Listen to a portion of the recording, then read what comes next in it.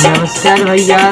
आज रवा लोगन के फिर एगो नया सॉन्ग सुनावा तनी जो खेसारी लाल भाई के बा। रवा लोग सुनले हो भगवान निमन बा गाना, हमारा मन पसंद के बा।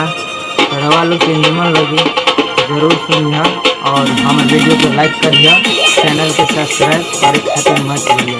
तो नमस्कार भाई, चलिए सुनल जाए खेसारी लाल भैया के भोजपुरी सॉन्ग। शंभू कुमार की धमाकेदार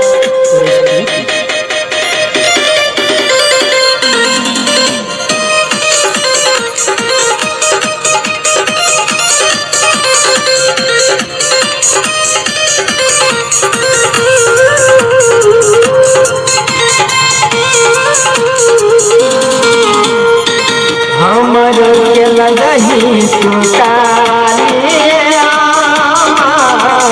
हमरो के लगही सुतारे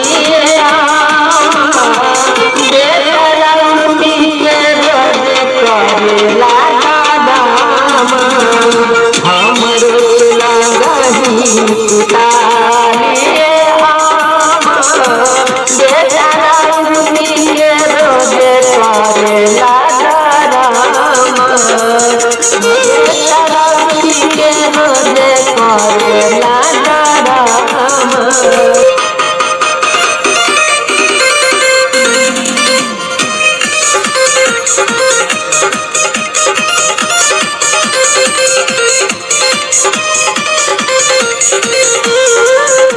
शंभू कुमार की धमाकेदार